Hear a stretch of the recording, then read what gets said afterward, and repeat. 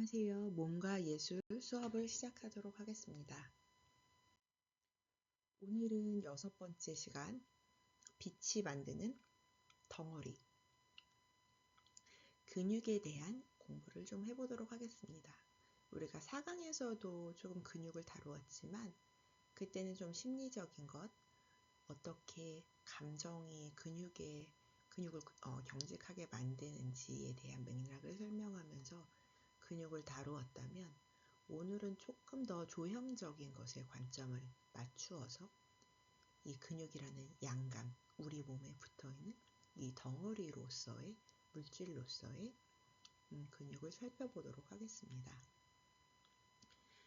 지난주까지 우리는 사실 뼈라는 좀 선을 찾아봤었고요.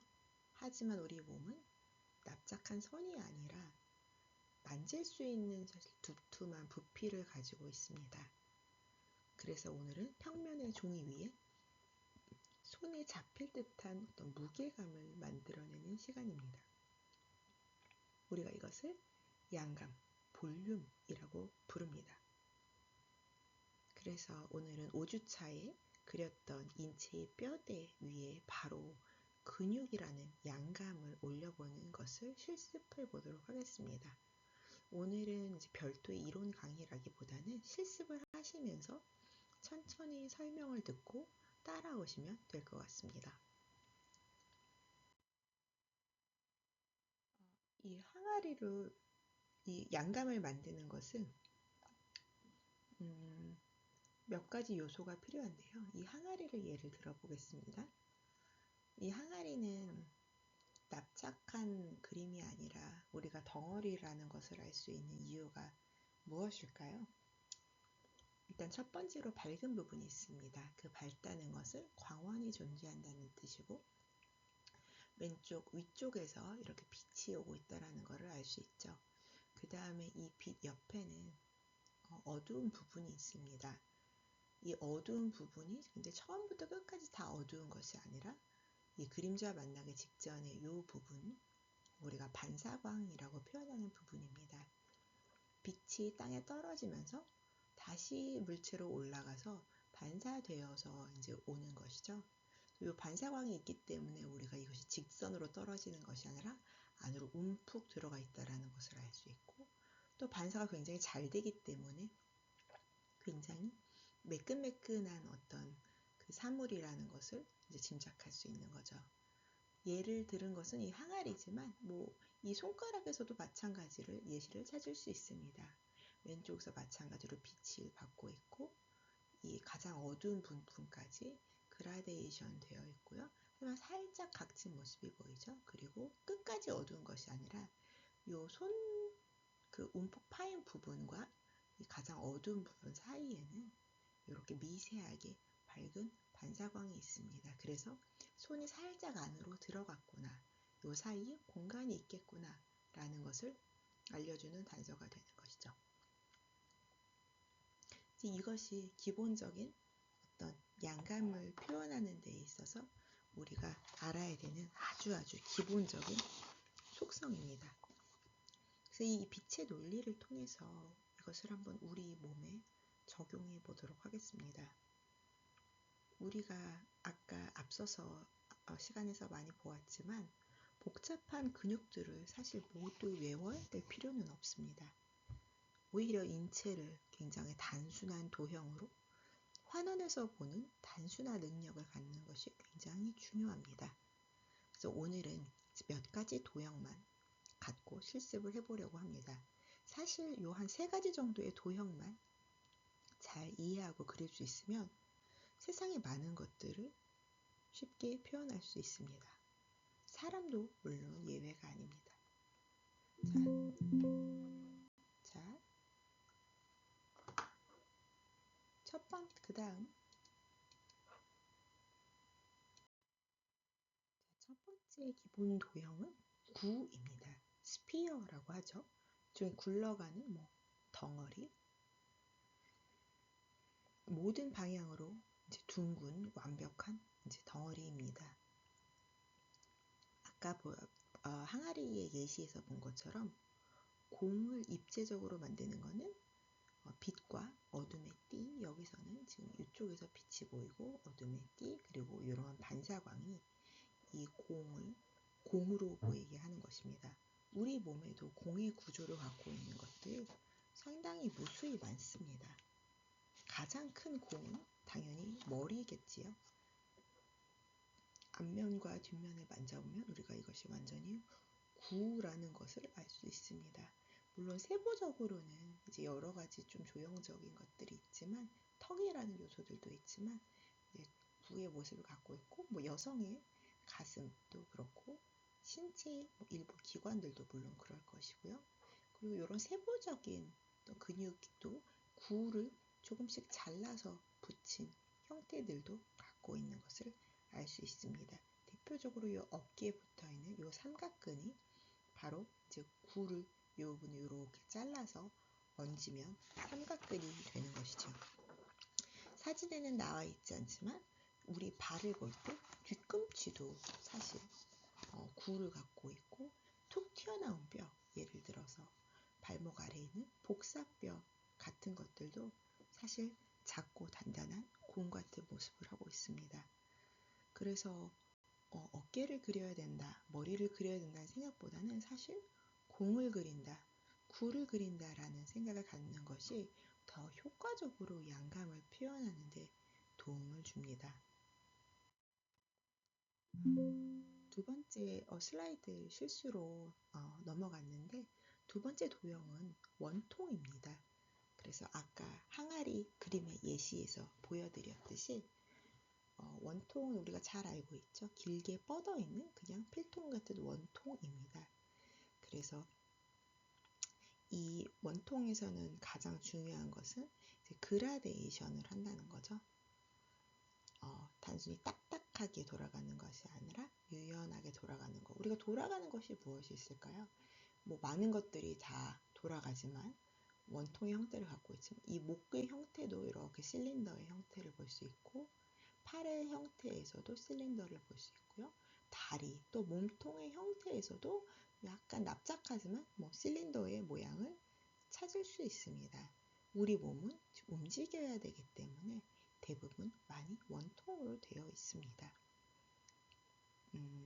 또 작게 본다면 여기 손가락들도 다 작은 원통들 5개, 또 5개 안에서는 3개, 4개씩 원통들의 결합으로 이루어진 것이죠. 그래서 처음 무언가를 그릴 때에는 이것이 복잡한 팔이다라고 생각하기보다는 긴 원통이다, 하나의 원통이다, 혹은 2개의 원통이 붙은 구조이다, 혹은 3개의 원통과 다시 10개의 작은 손가락이라고 하는 원통, 또 그 손가락 안에서 다시 관절을 쪼개면 다시 15개, 20개의 원통들이 붙어있는 구조구나 라고 이해하시면 기본적으로는 명암을 잡는 데에 훨씬 수월합니다. 다음 세 번째 도형이 우리 박스라고 부를 수 있죠. 그래서 이런 육면체입니다. 사실 우리 몸은 아까 말했듯이 사실 부드러운 곡선으로 되어 있기 때문에 완벽한 그 박스를 찾기가 사실은 쉽지가 않습니다. 그럼에도 불구하고 굳이 도형화를 해본다고 한다면 우리가 아까 봤던 골반의 모양도 굴을 반을 자른 그릇이라고 할 수도 있고 혹은 요런 이렇게 상자가 앉아 있는 모습이라고 생각해 볼 수도 있겠지요. 또 이렇게 가슴이나 몸통의 모습도 이제 원통이라고 볼 수도 있지만 납작하기 때문에 기본적으로는 원통보다 좀 더 기본적인 형태입니다. 기본적으로 납작한 상자의 이제 모습을 생각하면 어느 면이 어디를 향하고 있다. 원통이라고 하는 것은 사실 똑같기 때문에 방향성이 없잖아요. 근데 이렇게 납작한 상자라고 생각할 때는 가슴이 어디를 바라보고 있다. 어떤 방향성이라고 관점을 생각할 수도 있겠죠. 그래서 두개골도 사실 원구지만 그럼에도 불구하고 이것이 앞면이라는 얼굴을 앞면이라고 생각한다면 여기는 옆면, 윗면, 밑면이라고 해서 또 상자의 모습으로도 단순화해서 생각할 수 있습니다. 그래서 어떤 정답이 있다기보다는 우리가 이해하고 싶은 대로 좀 구조를 생각하면 좋을 것 같습니다. 우리가 이제 실제로 그림을 그리게 될 때 어떤 딱딱한 것을 그릴 때와 그러니까 이런 상자 혹은 뼈를 그릴 때와 근육, 공이나 원통을 그릴 때는 사실 느낌이 조금 다릅니다. 딱딱한 곳을 그릴 때는 좀 강한 터치, 예를 들면 뼈, 무릎, 우리가 보기에도 뭐 쇄골이라든가 튀어나와 있는 부분들이 있죠. 이럴 때는 우리가 실제로 그릴 때는 조금 꽉 딱 끊어지듯이 강하고 진한 선을 이제 쓰면 좋고, 우리가 이제 말랑말랑한 곳, 우리가 봤을 때 부드러운 곳이라고 하는 부분들은 허벅지의 살이나 알통처럼 동그랗고 유연한 부분들 같은 경우에는 또 이제 연필을 슥 지나가듯이 부드러운 강약을 조절하면서 은은하게 한번 해보시면 좋을 것 같습니다.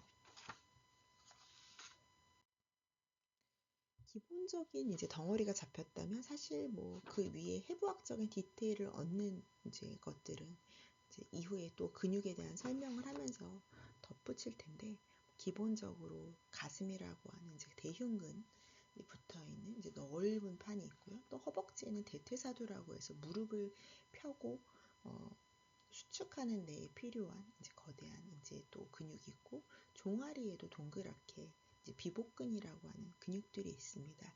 이제 이런 근육들도 차차 알아가시면서 우리가 이 거대한 단순한 구조 속에서 또 세부적으로 어떻게 구조들이 나뉘는지 볼륨을 공부하면서 조금 더 차근차근 살펴보도록 하겠습니다.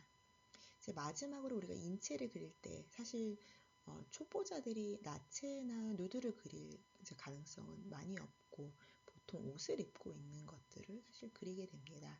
옷을 그릴 때 대충 구불구불한 선을 뭐 아무렇게나 그리는 경우도 있는데, 사실 옷은 몸이라고 하는 어떤 대상을 싸고 있는 일종의 포장지입니다. 그래서 우리가 그림 안에서 옷주름을 그린다라고 하는 것은 몸을 떠나서 그 옷주름을 그리는 것은 상당히 좀 어색한 일이에요. 그래서 이것도 그냥 랜덤한 이미지이지만 옷주름이 이 안에서 이제 견갑의 위치라든가 삼각근의 위치, 허리가 대충 어떻게 휘어 있고, 골반과 좌골이 누르고 있고, 여기 무릎뼈로 이어지고, 또 여기에 상완이 어떻게 이어져 있는지와 같이 이 안에 있는 형태를 사실 보여주고 있거든요. 그래서 이런 것들을 생각하면서 옷 주름을 그리면 좋겠죠. 그래서 뭐 원통을 감싸고 있는 곡선들은 또 둥글게 들어가고요. 여기서 보시면은 팔을 감싸고 있는 요 소매의 주름은 둥글게, 직선이 아니라 둥글게 들어가고 있고요. 그리고 또 옷이라고 하는 건 여기서도 마찬가지죠. 다리도 둥근 원기둥의 형태이기 때문에 일자로 주름이 떨어지는 것이 아니라 이렇게 둥글게 떨어지게 됩니다. 그리고 둥글게 떨어지는 그 주름들 자체도 하나의 얇은 튜브, 원통형, 이어져 있는 원통형들의 어떤 튜브 같은 구조로 또 이루어졌다고 볼 수 있는데, 그런 부분까지 너무 디테일하게 가면 어려우니까 여기까지만 이제 해보도록 하겠습니다. 그리고 또 하나 정도 더 생각해 볼 만한 것은, 옷은 사실 공중에 떠 있는 게 아니라 우리 몸에 걸려 있고 붙어 있습니다. 그래서 주름이 시작되는 부위와 끝나는 부위가 어딘지를 좀 알고 시작하면 좋을 것 같아요.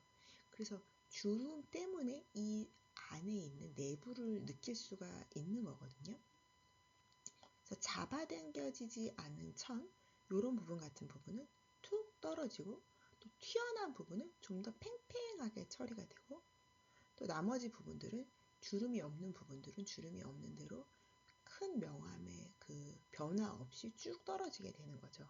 그래서 이러한 것들을 생각하면서 안에 내부의 구조를 생각하며 그림을 그리게 되면 옷주름이 지저분한 선이 아니라 또 몸의 부피감을 설명하는 굉장히 유용한 도구가 됩니다. 특히 줄무늬 같은 것들을 잘 그리면 우리의 몸이 어떻게 흐르고 있는지 3D로 잘 보여줄 수가 있습니다.